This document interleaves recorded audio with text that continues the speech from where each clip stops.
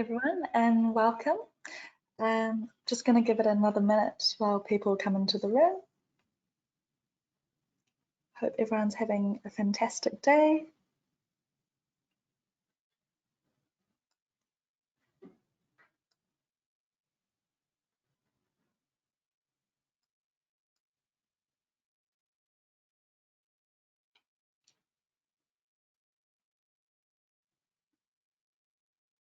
All right, let's get started. Welcome to part 2 of SEO Marketing for Retail. My name's Tammy and I'm the Digital Marketing Exec at Retail NZ. So this webinar will show you how to make it easy for your customers to find you via Google. And if you have any questions, please feel free to pop them into the question section and I'll answer them at the end of the webinar. Cool. So according to Auckland-based digital marketing experts, Flight Digital, 4 out of 5 of consumers use search engines to find local information. So targeting your customers with search engine optimization is vital. So just to give you a bit of context, this webinar will show you how to make your website easily searchable. So we'll harness the power of keywords and phrases, get your images optimized, get your content prepped for rich results, as well as a few other ways to do technical SEO. So this webinar is part 2 of 3. And in part 1, I ran through how to get your SEO tool set up and conduct keyword research. And you can check out the video on our website. In part 3, I'll walk you how to get your content out there and how to be where your customers are. Cool. So getting onto that first search engine results page, or SERP, is the goal. Shoppers rarely look at the second or third page or even the bottom half of the first page. So here's how to get closer to the top of the first page. Lots of customer traffic means potentially closing more online sales. So one way to optimize your website for searchability is making sure that you're optimizing your title tags. The title tag is the title that your shoppers see when one of your web pages appears on a search results page. So here we've got the title tag Blunt Umbrella for the website Cranfields, which is a gift store in Wellington. And if you're using Shopify, it's fairly easy to update this in your preferences. So you just go to Search Engine Listing Preview, click Edit Website SEO, and you can write a descriptive page title. And if you're using WooCommerce or any other e-commerce platform, they'll have a similar process.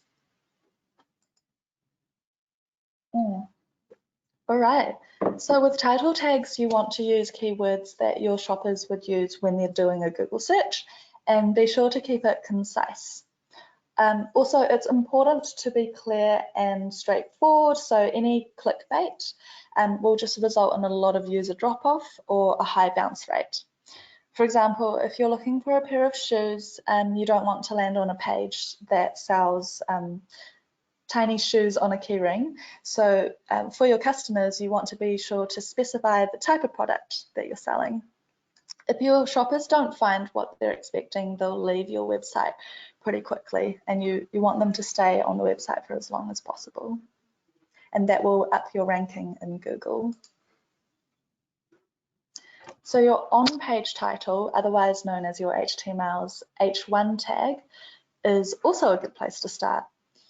So it used to be important to have only one H1 tag per page, and the reasoning behind this was that it focused your SEO power, which might otherwise get diluted by other words on the page. However, now Google advises to think of your users and your customers first. So Google can even pick up on styled text. So basically, if something looks like a title, even if it's not specifically an H1 tag, it still has SEO potential. So here we have a couple of e-commerce websites with clear page titles, for example, Cranfield Blunt Umbrella Classics product page. With H1 tags, Shopify defaults the page titles to the H1 tag, which makes it a no-brainer if you're using Shopify. And to make it easier for your customers to navigate your web pages, be sure to have a clear hierarchy of titles and subtitles. In essence, the experience for your shopper should be clear and simple, and if you have that, then you've got the basis for good SEO. Google rewards websites that make things easier for their website visitors, so the better the experience, the higher the ranking that you'll get. So meta descriptions are the previews or blurbs for your shoppers, and it's a great chance to capture their search terms. So what are they searching for? What will they type into Google to find it? Be sure to include your top keywords in the meta description. And if you're unsure about how to identify your shoppers' top keywords, remember you can check out part 1 of this SEO series on our website. And be sure to keep your blurb under 155 characters so that it fully appears on the Google search results page.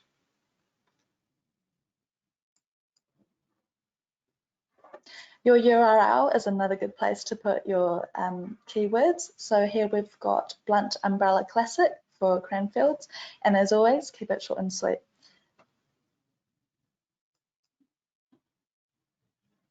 Images are also a good place to include keywords. You're basically telling Google what's in the image when you're setting up your image file name and the alt text. So in this picture from the Ssl Boutique's website, we're looking at a girl in a denim jacket eating a donut. So an average file name would just be denimjacket.png, and the alt text would just be denim jacket. But if you want to be a little bit more descriptive, you could say that this is a young person wearing a denim jacket while eating a donut. And if you want to go one further and target your local market, you can include locational words. So here we've got Queen Street and Auckland included in this example. So you don't want to miss out on this SEO potential and just leave that blank, or leave your image file name to be, say, img-1023.jpg. And you definitely don't want to just keyword stuff. So here's an example of keyword stuffing: jacket, coat, denim, vintage, donut, brick wall.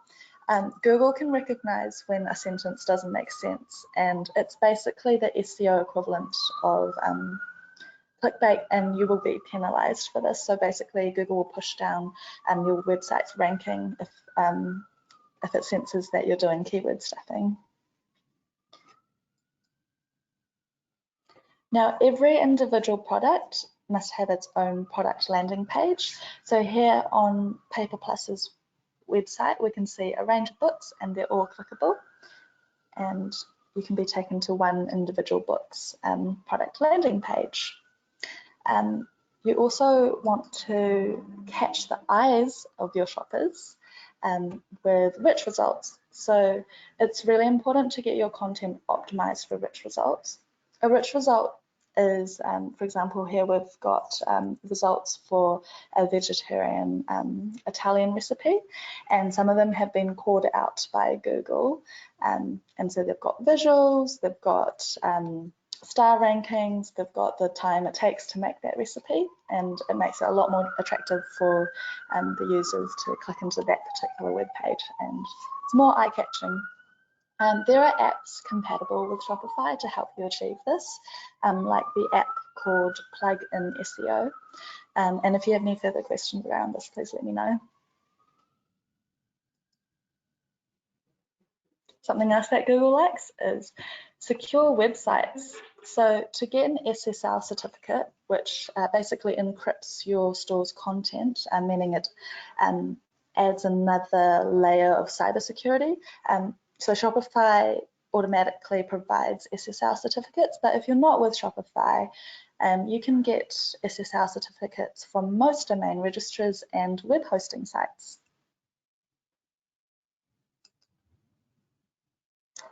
So 61% of mobile users are more likely to contact a local business if they have a mobile-friendly site. And if you want to learn more about making your website mobile friendly, check out our e-commerce webinar about site navigation.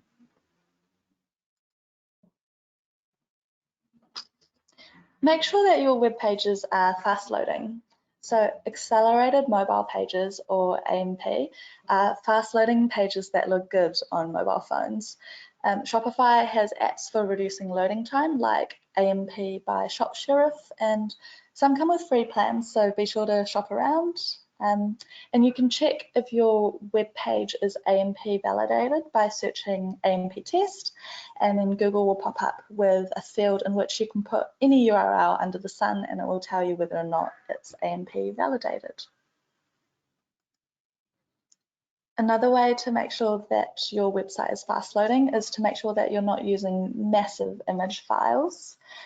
So the human eye can barely see the difference, but it makes a really big difference to page loading time. So with websites like tinypng.com or tinyjpeg.com, they can reduce your image file size for you.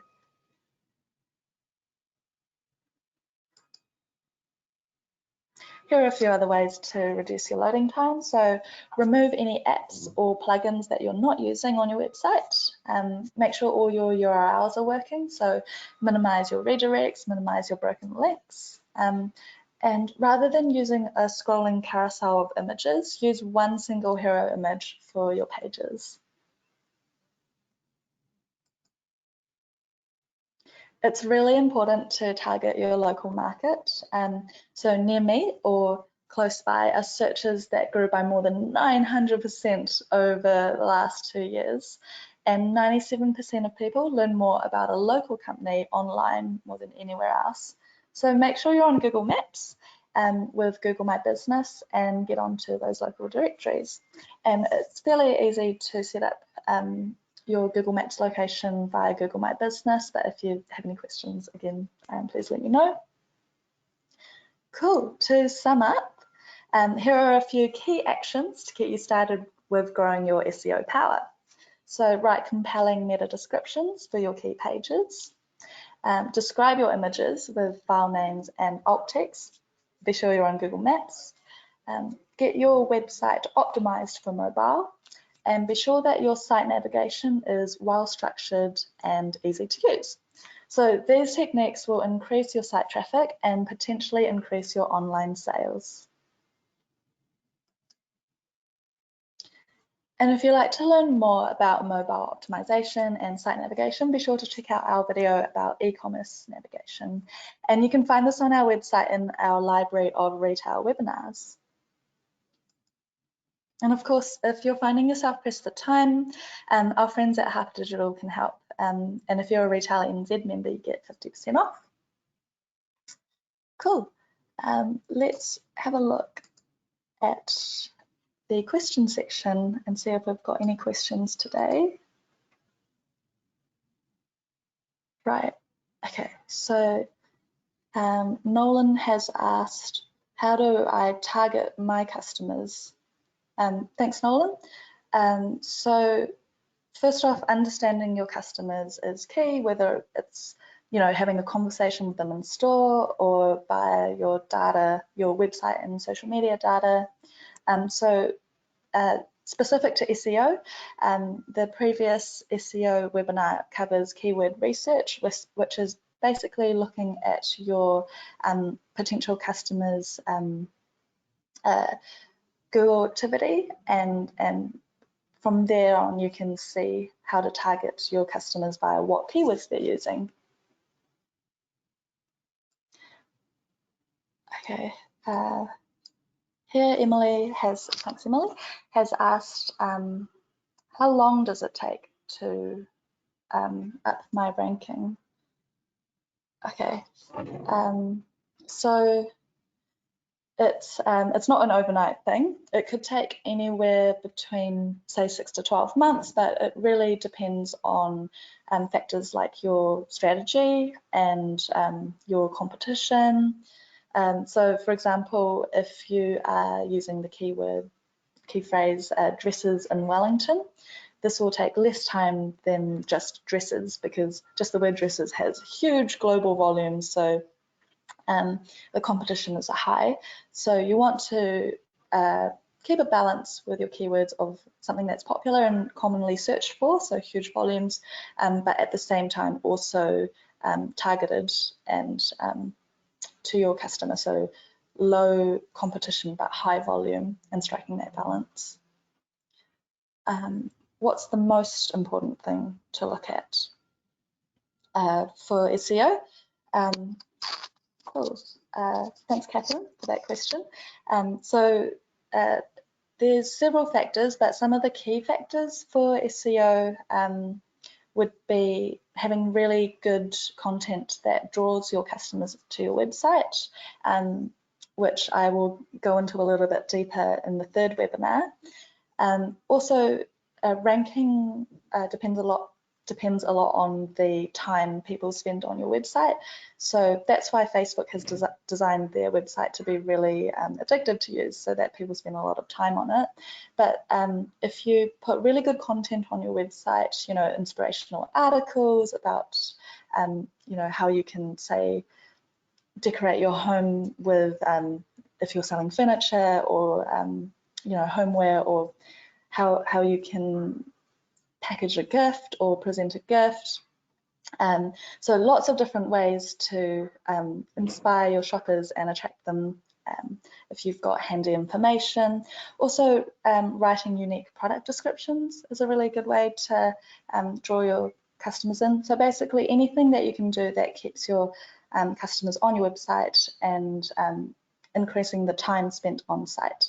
And of course, if you have at the bottom of the page related products, that also helps, because they'll not just be looking at one product, it might take them to the next product. If you're got a blunt umbrella, I swear I'm not being sponsored by Blunt, but if you've got a blunt umbrella, you might want to put, say, coats or winter boots at the bottom of the page as well. Yeah, so, we've got another question from Anne. Thanks, Anne. How can we track the process and results of SEO X, both short and long term? That is an excellent question.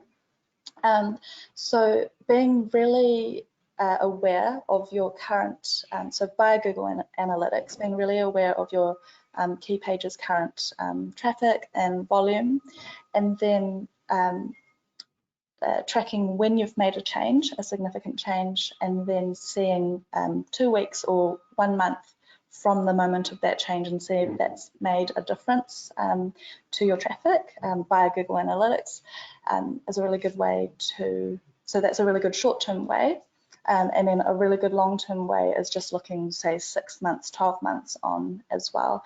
And some of these trends might take a while to accumulate, and some of the authority of your website, so how much Google thinks that your website is sort of what your customers are looking for, might take a while to build that sort of SEO reputation. So I hope that answers your question, but let me know if you want to learn more about that. And I go into a little bit more. If you haven't set up your Google Analytics yet, I've gone into how to set it up and other tools that you might need. So yeah, it's fairly straightforward, but like, please let me know if you need a hand with setting up any of the tools for SEO. Sweet, thanks everyone for your questions. And in the survey coming to you tomorrow, you can let me know what you're interested in seeing next. So other handy things to have in your retail toolkit is social media marketing tips, or doing recovery campaigns to your e-commerce abandoned carts, and online upselling and cross-selling.